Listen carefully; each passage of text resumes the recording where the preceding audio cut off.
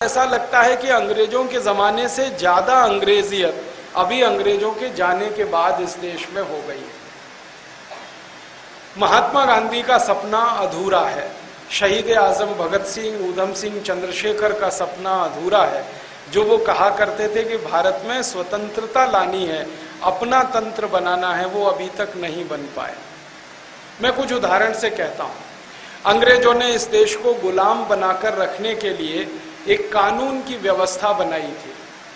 अंग्रेजों का एक बड़ा चालाकी भरा कदम था वो ये कि भारत में कुछ भी करो कानून के नाम पर करो। अगर भारत को लूटना है तो कानून बनाकर लूटो, भारत की बर्बादी करनी है कानून बनाकर करो, भारत के लोगों की लूट करनी है कानून बनाकर करो, कुछ भी करो कानून से करो। क्योंकि अंग्रेज कहा करते थे हम तो रूल ऑफ द लॉ वाले लोग हैं। तो रूल ऑफ द लॉ सारी दुनिया को सिखाया करते थे। कई बार अंग्रेजों की दुनिया भर के देशों में आलोचना होती थी कि आपने भारत देश को गुलाम बना के रखा हुआ है। तो अंग्रेज बड़ा सुंदर उत्तर देते थे कि हमने भारत को गुलाम नहीं बनाया, हमने भारत में कानून का राज्य स्थापित कराया है और उसको चलाने के लिए हम भारत में हैं। ये वो कहा करते थे। भारत में कुछ भी करना है तो कानून बना के करना है। तो उन्होंने कुछ कानून बनाए हुए थे और उन कानूनों की संख्या 34,735 जो कानून अंग्रेजों ने बनाए इस देश में। एक कानून बनाया उन्होंने इंडियन पुलिस एक्ट, एक कानून बनाया इंडियन सिविल सर्विसेज एक्ट, एक कानून बनाया लैंड एक्विजिशन एक्ट, एक कानून बनाया उन्होंने इंडियन फॉरेस्ट एक्ट, एक कानून बनाया इंडियन एजुकेशन एक्ट, एक कानून बनाया इंडियन पीनल कोड, एक कानून बना दिया क्रिमिनल प्रोसीजर कोड, एक कानून बना दिया सिविल प्रोसीजर कोड। ऐसे कुल मिलाकर 34,735 कानून बनाए और वो भारत पर अंग्रेजों का राज्य स्थापित करने के लिए थे। और 1000 साल भारत में अंग्रेजों का राज्य चलता रहे उसके लिए उन्होंने एक कानून बनाया गवर्नमेंट ऑफ इंडिया एक्ट। तो ऐसे कुछ 34,735 कानून बनाकर राज किया इस देश पर। अब 15 अगस्त 1947 को जब अंग्रेज चले गए तो महात्मा गांधी जी जैसे महापुरुषों का ये कहना था कि जितने कानून अंग्रेजों ने बनाए हैं ये सारे कानून जला देने चाहिए, इन सब कानूनों को खत्म कर देना चाहिए, समाप्त कर देना चाहिए। गांधी जी के मन में इतनी तीव्रता थी, वो कहा करते थे कि कलम की एक नोक से ये सब कानून खत्म होने चाहिए। लेकिन मुझे बहुत दुख है ये कहते हुए कि आज़ादी के 62 साल बीतने के बाद भी एक भी कानून अंग्रेजों का बनाया हुआ खत्म नहीं हुआ, समाप्त नहीं हुआ, उसको जलाया नहीं गया, उसको खत्म नहीं किया गया।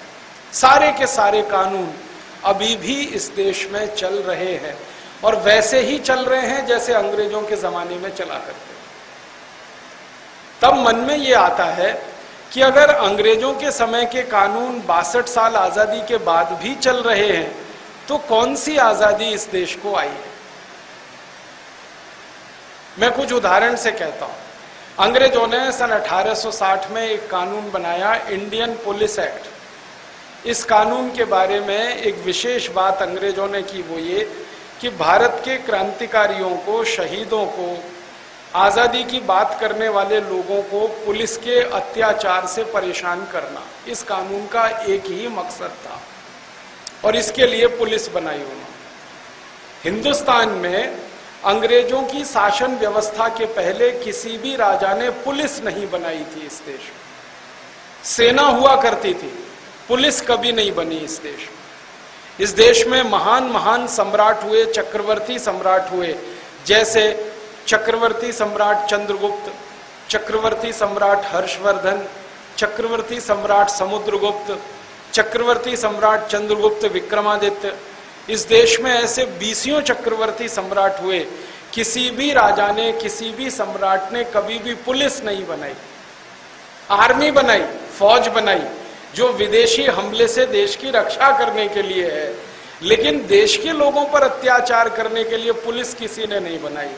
अंग्रेजों ने पहली बार 1860 में इस देश में पुलिस बनाई और उसका उद्देश्य ये था कि पुलिस की मदद से भारत के क्रांतिकारी, भारत के जो शहीदी के रास्ते पर चलने वाले लोग हैं, इनको दबा के रखना, अत्याचार करवाते रहना, कंट्रोल में रखना। और उस पुलिस ने अत्याचार किए इस देश पर।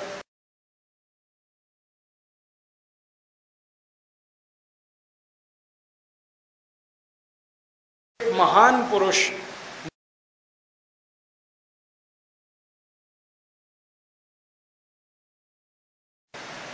आप जानते हैं कि अंग्रेजों की सरकार ने सन 1926-27 में एक कानून लाया था, रॉलेट एक्ट।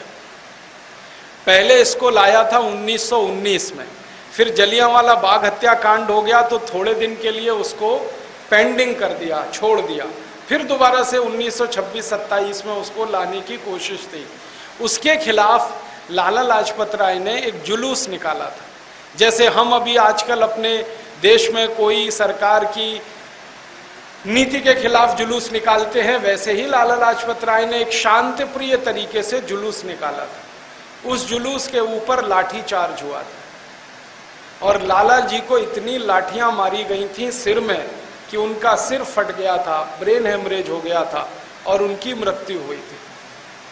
लाला जी की मृत्यु जिस अंग्रेज अधिकारी की लाठियों के मारने से हुई, उसका नाम था सैंडर्स। इस सैंडर्स नाम के अंग्रेज अधिकारी के खिलाफ शहीद आजम भगत सिंह ने एक FIR किया था, पुलिस में रिपोर्ट दर्ज कराई थी और उसके ऊपर मुकदमा चले सैंडर्स के ऊपर कि उसने बेकसूर लाला लाजपत राय को मार डाला और उसकी सजा उसे मिले। इसके लिए उन्होंने अंग्रेजी अदालत से न्याय की गुहार की थी। जब अंग्रेजी अदालत में ये मामला गया तो सैंडर्स बाइज्जत बरी हो गया, छूट गया, उसको कोई सजा नहीं हुई। कारण क्या था? अदालत में जब बहस हुई कानून के पक्ष पर तो पता चला सैंडर्स ने अपना पक्ष रखा कि मैंने लाला लाजपत राय को लाठियों से मारा क्योंकि मेरी ड्यूटी थी, मेरा कर्तव्य था और ये कर्तव्य करने के लिए मुझे अधिकार मिला है और वो अधिकार मुझे एक कानून ने दिया है और उस कानून का नाम है इंडियन पुलिस एक्ट। तो इंडियन पुलिस एक्ट कानून के अधिकार से मुझे ये मिला, मैंने लाला जी को लाठियों से मारा, अब मेरा इसमें कोई कसूर नहीं कि उनकी मृत्यु हो गई, कानून ये कहता है। तो अंग्रेज जज ने उस कानून का पक्ष लेते हुए कहा, उसने टिप्पणी भी की थी कि हम इस अदालत में न्याय कर पाए न कर पाए, लेकिन कानून के आधार पर फैसला जरूर दे सकते हैं और फैसला यह है कि सैंडर्स को बाइज्जत बरी किया जाता है। क्योंकि इंडियन पुलिस एक्ट में हर पुलिस अधिकारी को राइट टू ऑफेंस है, पिटने वाले को राइट टू डिफेंस नहीं है। इसका मतलब है कि कोई पुलिस अधिकारी आपको डंडे से पीटे तो ये अधिकार है उसका, आप उसके डंडे को रोक नहीं सकते क्योंकि ये आपका अधिकार नहीं। अगर पुलिस वाला डंडे मार रहा है और आपने डंडा पकड़ा तो कानून आपके खिलाफ है, पुलिस वाले के समर्थन में है, ये व्यवस्था है। तो सैंडर्स ने दलील दी, छूट गया, वो मुकदमा नहीं चला, उसको सजा नहीं हुई, तो भगत सिंह को क्रोध आया। और भगत सिंह अकेले नहीं थे जिनको क्रोध आया, चंद्रशेखर आजाद को क्रोध आया, उनके सब साथियों को क्रोध आया और इन लोगों ने एक फैसला लिया कि अंग्रेजी अदालत और कानून ने तो न्याय नहीं दिया, अब हम अपने हाथों से न्याय करेंगे।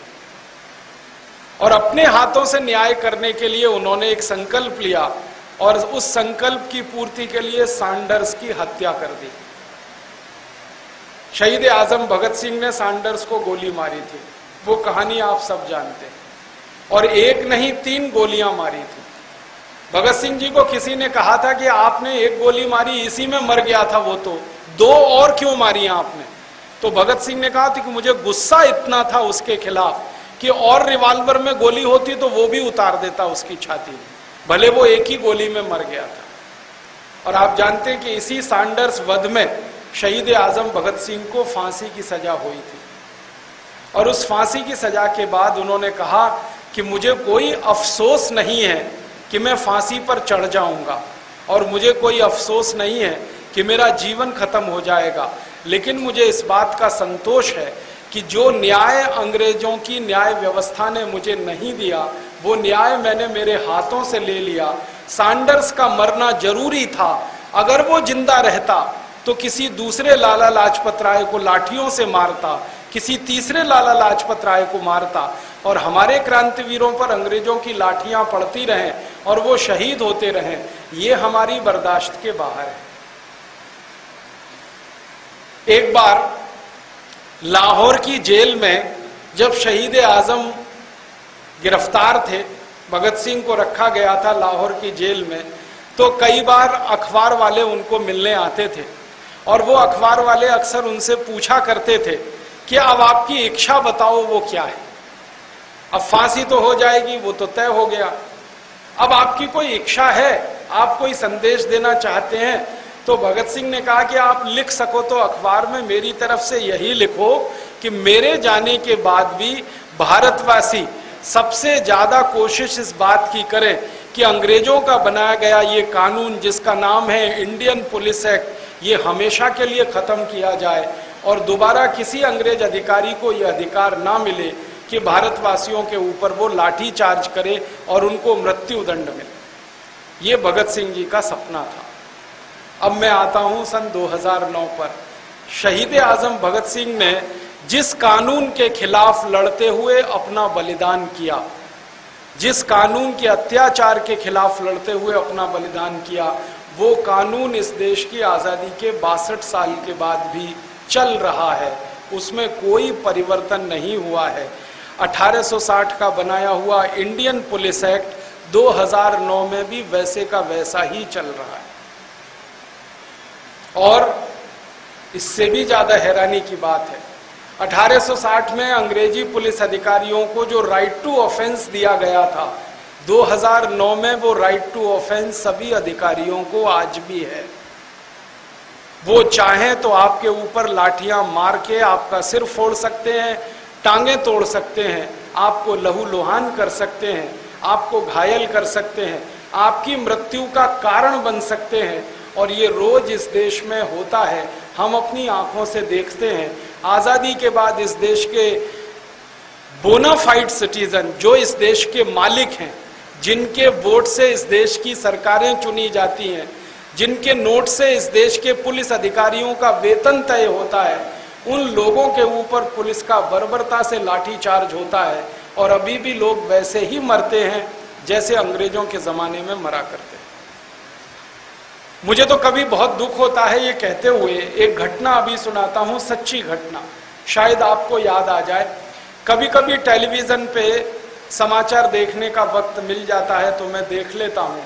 अभी थोड़े दिन पहले मैं एक समाचार देख रहा था, दिल्ली में भारत देश के अंध लोगों का एक संगठन है जिसके कुछ कार्यकर्ताओं ने सरकार के सामने अपना ज्ञापन प्रस्तुत करने के लिए एक कार्यक्रम आयोजित किया। अंधे लोगों का संगठन, उसका कुछ नाम है नेशनल ब्लाइंड्स एसोसिएशन ऐसा करके। तो उस संगठन के कार्यकर्ता इकट्ठे हुए। अब वो अंधे थे, देख नहीं सकते, तो हर एक अंधे व्यक्ति के साथ कोई एक आंख वाला व्यक्ति था। वो सब लोग दिल्ली में इकट्ठे हुए जंतर मंतर पर। जंतर मंतर दिल्ली में अब एक ही स्थान रह गया है जहां सरकार के खिलाफ आप कोई प्रदर्शन कर सकते हैं या ज्ञापन दे सकते हैं। तो ये अंध लोगों के संगठन ने ज्ञापन देने के लिए तय किया, जंतर मंतर पर इकट्ठे हुए। पुलिस वालों ने उन सबको लाठियों से पीटा, सबको पीटा, और वो देखा हमने टीवी पर, पुलिस वालों की लाठियां चलते हुए देखा हमने टीवी पे। अब जिनकी आंखें थी वो तो भाग लिए इधर उधर, जो अंधे थे वो भागे किधर। इतना खतरनाक दृश्य था कि वो बेचारे हाथों से एक दूसरे को टटोल कर भागने की कोशिश कर रहे हैं, पुलिस की लाठियां उनके ऊपर बरस रही हैं, किसी के सिर से खून निकल रहा है, किसी के कान से, किसी के पैरों से, बर्बरता पूर्वक लाठीचार्ज किया। उस दिन मैंने अपने आप से एक प्रश्न पूछा, क्या भारत आजाद हो गया है? क्या ये देश स्वतंत्र हो गया है? क्या इस देश में कोई स्वराज्य आ गया है? इस देश का आम नागरिक अंग्रेजों के जमाने में जिस तरह से पिटा करता था, आज भी पैसे ही पिट रहा है। कहां अंतर है इस देश की अंग्रेजी व्यवस्था में और आज की व्यवस्था में। एक और उदाहरण देता हूं। हमारे देश में कुछ ऐसे लोग हैं जो पोलियो के शिकार हैं, जिनके पांव काम नहीं करते। उनका एक संगठन है अखिल भारतीय विकलांग परिषद करके, उनका एक सम्मेलन हुआ इसी तरह से, और उनकी तरफ से कोई ज्ञापन सरकार को देने की बात थी, तो वो अपनी जो ट्राई साइकिल है उसको चला के जाते हैं, क्योंकि उनके तो पांव काम नहीं करते। उनका एक ऐसा ही कार्यक्रम था, पुलिस ने उस पर भी लाठी चार्ज किया, साइकिलें तोड़ दी उनकी, सिर फोड़ दिए उनके। और फिर उस दिन मन को यही प्रश्न आया कि भारत स्वतंत्र हुआ है क्या, भारत आजाद हुआ है क्या। और एक उदाहरण देता हूं, हमारे देश में राजस्थान नाम का एक राज्य है, वहां अभी थोड़े दिन पहले एक बहुत बड़ी दुर्घटना हुई। राजस्थान की एक तत्कालीन सरकार ने एक फैसला किया कि गांव-गांव शराब की दुकानें खोली जाए, गांव-गांव। तो जिन गांवों में पहले से शराब की दुकानें हैं, उनके अलावा जहां नहीं है वहां शराब की नई दुकानें खोली जाए। तो गांव के किसानों ने इकट्ठे होकर इसका विरोध किया, और किसानों का यह कहना था कि हमको शराब नहीं चाहिए, हमको पीने का पानी चाहिए, हमको शराब नहीं चाहिए, हमारे खेतों को पानी चाहिए। आप जानते हैं राजस्थान एक ऐसा राज्य है जहां पानी सबसे कम है, तो खेतों को पानी मिले, पीने का पानी मिले, वो हमें चाहिए, हमें शराब नहीं चाहिए। इसके लिए किसानों ने एक बड़ा प्रदर्शन किया, पुलिस ने उसके ऊपर गोलियां चलाई और 17 किसान उसी क्षण मार दिए उन्होंने। उस दिन मैंने अपने आप से पूछा, क्या देश आजाद हो गया है? किसानों को इतना भी हक नहीं है इस देश में कि वो अपने खेत के लिए पानी की मांग करें? किसानों को इतना भी अधिकार नहीं है इस देश में कि वो अपने पीने के पानी की मांग करें? क्या किसानों को इतना भी हक नहीं है कि वो सरकार को कहें कि हमें शराब नहीं चाहिए, हमें पीने का पानी चाहिए? और पुलिस हमारी इतनी अत्याचारी कि उनके ऊपर गोलियां चलाए और 17 लोगों को मर जाना पड़े उसमें। और एक उदाहरण देता हूं, हमारे देश में बंगाल नाम का एक राज्य है, वहां पर सिंगूर नाम का एक छोटा सा गांव है। सिंगूर के किसानों की जमीनें जबरदस्ती छीनी गईं, और उन जमीनों को बचाने के लिए किसानों ने एक संघर्ष समिति बनाई, और उस संघर्ष समिति की तरफ से एक आंदोलन शुरू हुआ। पुलिस ने उस आंदोलन को करने वालों के ऊपर बार बार गोलियां चलाई हैं, और उनमें 24 लोग अभी तक मार डाले हैं उन्होंने। और खाली गोलियां नहीं चलाई हैं, पुलिस के जवानों का इतना ज्यादा वहशीपना हमने देखा, क्योंकि मैं तो सिंगूर जाके आया, कि उन्होंने आंदोलन करने वालों के परिवार की मां बहन बेटियों की इज्जत को तार तार कर दिया, उनके साथ बलात्कार किया, उनका मनोबल तोड़ने के लिए। और हम जब इस मामले को लेकर ह्यूमन राइट्स कमीशन में गए, तो ह्यूमन राइट्स कमीशन वाले हैरान हो गए ये सुनकर कि भारत की पुलिस आजादी के 62 साल के बाद भी वही करती है जो अंग्रेजों के जमाने में करती थी। सिंगूर जैसा ही एक छोटा सा गांव है नंदीग्राम, वो भी बंगाल में है, और वहां भी यही हुआ। नंदीग्राम के किसानों की जमीनें छीनी गई जबरदस्ती, वो बेचना नहीं चाहते फिर भी छीनी गई, और उन सभी किसानों को लाठियों से मारकर, गोलियों से घायल करके जबरदस्ती जमीनें लेने का काम सरकारें करती रही, पुलिस उनमें उनका सहयोग करती रही। और ये तो कुछ घटनाएं मैंने ऐसी बताई हैं जो आप सब लोग पहले से जानते हैं, सुनी है, पढ़ी हैं। ऐसी घटनाएं इस देश में हर दिन घटित होती हैं, जब पुलिस के अत्याचार की कहानी सुनकर पढ़कर रोंगटे खड़े हो जाते हैं इस देश के लोगों के, और फिर अपने आप से हम पूछते हैं कि क्या ये आज़ाद देश के नागरिक हैं जिनके ऊपर ये अत्याचार हो रहा है, और क्या ये आज़ाद देश भारत की पुलिस है जो अंग्रेजों जैसा अत्याचार इस देश के लोगों पर कर रहे हैं। दुनिया के किसी देश में पुलिस के अत्याचार के ऐसे उदाहरण आपको सुनने को नहीं मिलेंगे। आप ब्रिटेन चले जाइए, फ्रांस चले जाइए, जर्मनी चले जाइए, कनाडा चले जाइए, अमेरिका चले जाइए, किसी भी देश में पुलिस लोगों के साथ बर्बरता से पेश नहीं आ सकती, क्योंकि उन्होंने पुलिस के कानून इस तरह के बनाए हुए।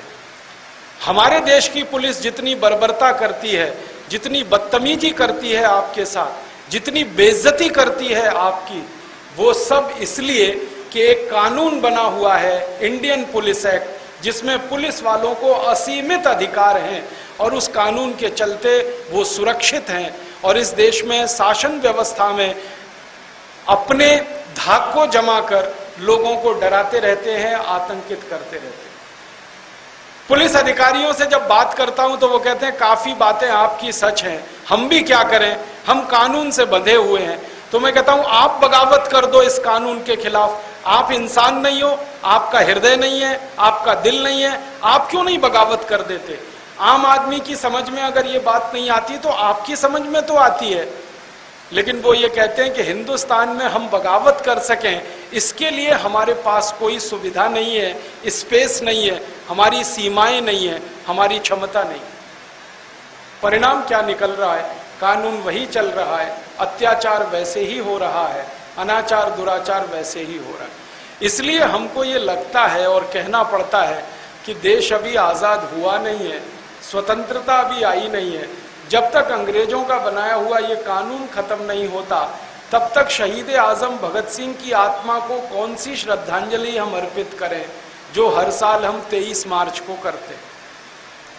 जिस कानून के खिलाफ लड़ते उन्होंने जान दी है, जिस कानून के खिलाफ लड़ते लाला लाजपत राय ने जान दी है, अगर वही कानून इस देश में चल रहा हो तो लाला जी को कौन सी श्रद्धांजलि अर्पित हम कर सकते हैं आजादी के 62 साल? ये गंभीर प्रश्न है। ऐसा ही एक और गंभीर प्रश्न है, अंग्रेजों ने हिंदुस्तान के नागरिकों को लूट करने के लिए, सारे संसाधन अपने हाथ में लेने के लिए कई कानून बनाए थे। उनमें से एक कानून है लैंड एक्विजिशन एक्ट, भूमि के अधिग्रहण का कानून। इसको अगर दूसरे शब्दों में कहें तो जमीन के छीनने का कानून। अधिग्रहण तो बहुत अच्छा शब्द है। अधिग्रहण में क्या होता है?